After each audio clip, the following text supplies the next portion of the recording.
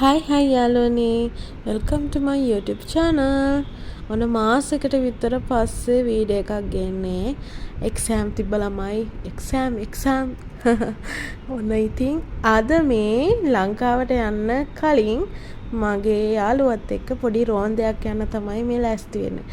මගේ යාළුවා කිව්වේ මගේ රූම්මේට් වලට මතක ඇති මං කාබෝදියන් ළමෙක් එක්ක හිටියේ මගේ රූම් එකේ. එයා දැන් එළියේ තැනක් අරගෙන හොස්ටල් එකෙන් ගියා. ඉතින් මේ මම පෙන්නුවේ එයා ඉන්න තැන.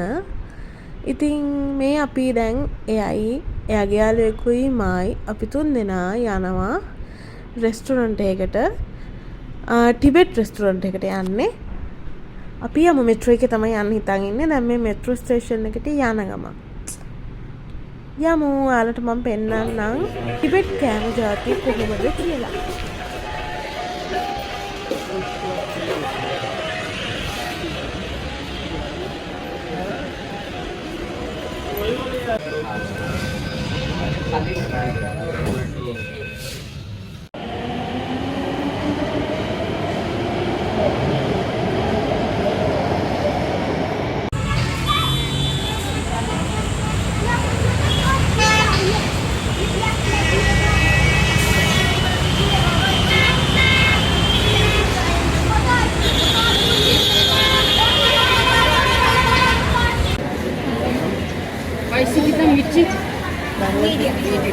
What's the name?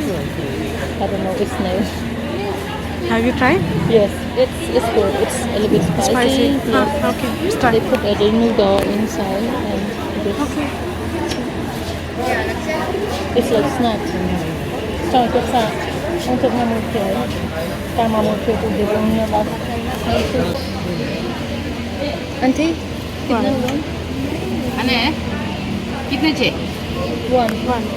60 का මේක තමයි අපි ගත්ත පළවෙනි කෑම ටිබෙට් කෑම මේක ස්නැක් එක. මේක අපි අර ලංකාවේ කන්නේ මේ පැණි පොල් ඇතුළට දාලා පෑන් කේක්. අනේ පෑන් කේක් වල රොටිය විදිහට තමයි මේකත් තිබ්බේ රහනා. ඇතුළට එක එක ජාති දේවල් දාලා තිබ්බා. මේක ස්පයිසි ස්නැක් එකක්. අපිට මේ සැර අඩු වැඩි කරගන්න පුළුවන්. ඉතින් රේට් කරොත් 10න් 8ක් විතර දෙන්න පුළුවන්.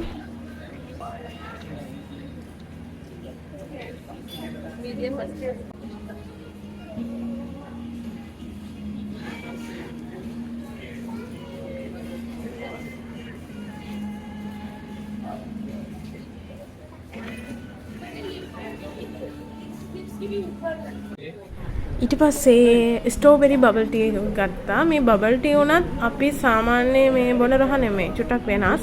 අනික එකේ බබල් හෙන්න ලොකුයි. ඒකේ දුන්නා මේ බඩෙත් හෙන්න ලොකුයි. රස කිව්වොත් රේට් කරන්න පුළුවන් මේකට 10න් 9ක් විතර. මේක හොඳයි. 10න් 9ක්. එතකොට මම මේ කන්නේ ඒත් ස්නැක් එකක්. අනේ ළමයි නම් දන්න. මේක ඇතුළට චීස් දාපු වටේ නිකන් වඩයක් වගේ. ඉතින් ඒකත් රහයි. 10න් 8ක් විතර ඒකටත් දෙන්න පුළුවන්. Have you tried this in your country?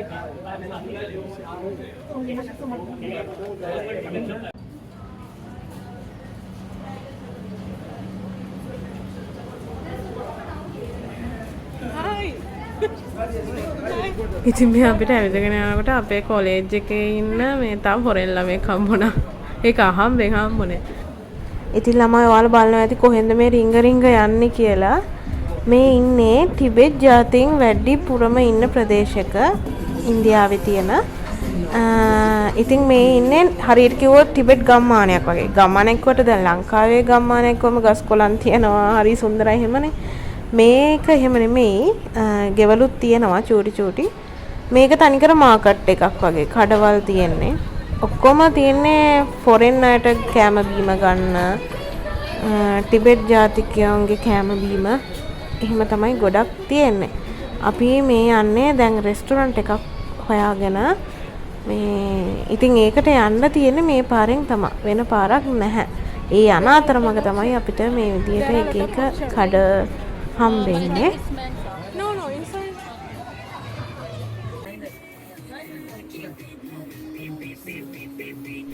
ඔහොම පොඩි shopping පාරකුත් දාලා අපි ආවා අපේ රෙස්ටුරන්ට් එකට. මේ තියෙන්නේ ඒ රෙස්ටුරන්ට් එක. මම පළවෙනි වතාවට එන්නේ සින්නම් ඇවිත් තියෙනවා මීට කලින්. යමු උඩට ගිහින් බලමු. ලස්සන view එකක් තියනවලු. ගිහින් බලමු කොහොමද කියලා.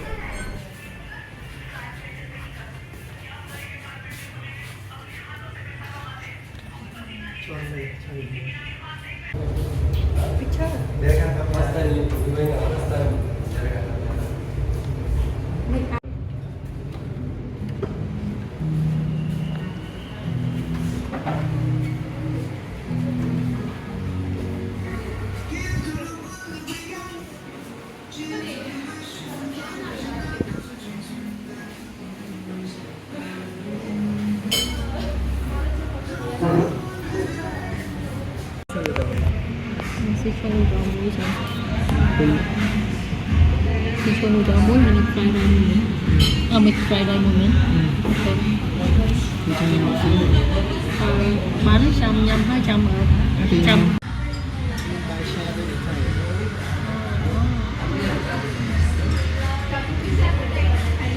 ඉතින් මේක තමයි රෙස්ටුරන්ට් එක. කඩේ කරන් යන ටිබෙට් ජාතිකයෝ උනාට කෑමවල රස නම් මට ලොකු වෙනසක් තේරුණේ නැහැ. අපි ඕඩර් කරා පෝක් නූඩ්ලස් එකකුයි. මම ඕඩර් කරා චිකන් ෆ්‍රයිඩ් රයිස්. කොහේ ගියත් ෆ්‍රයිඩ් රයිස් නෙලවයි.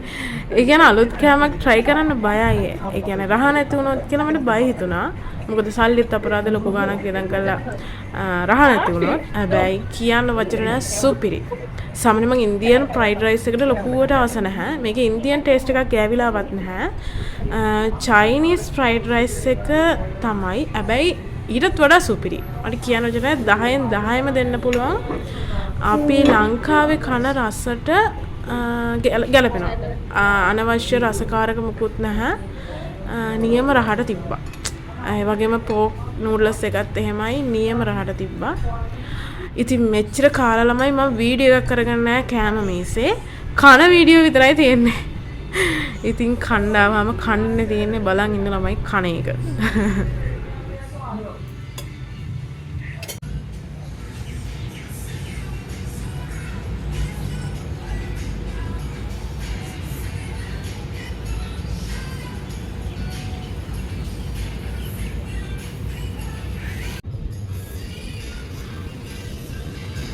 මං ටිකක් එළියට ආවා. ළමයි මේ තියෙන්නේ යමුනා ගඟ.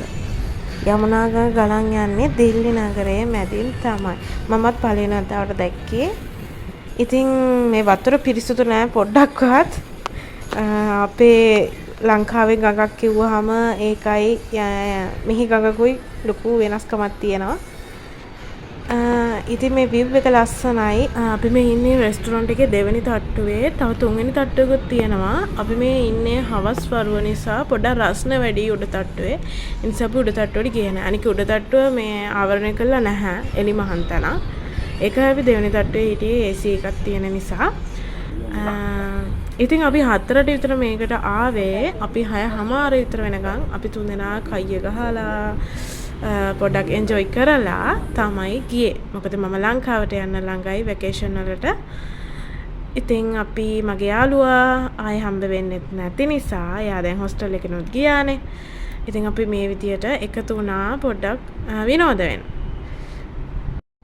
මේ තියෙන්නේ තුන්වෙනි තට්ටුව. අපි කට්ටිය චුට්ටක් ගියා බලන්න සහ ෆොටෝ ටිකක් ගහන්න. ඒකේ ෆොටෝ ගන්න තැන් එහෙම තියෙනවා ගොඩක්. ඉතින් මෙහෙම තමයි අද දවසේ ගෙවුනේ. මම 7:00ට කලින් හොස්ටල් එකට යන්න ඕනේ. ඒ නිසා ඉක්මනට අපි පිටත් වුණා. ඉතින් thank you වෙනදා වගේම අදත් මගේ බ්ලොග් එක බලුවට. ඊළඟ වීඩියෝ ගේන්නම් ළමයි ලංකාවට ගිහිල්ලා. එහෙනම් ඔයාලා හැමෝටම thank you. බුදු සරණයි. සතුටින් hina වෙලා හැමදාම ඉන්න. bye bye.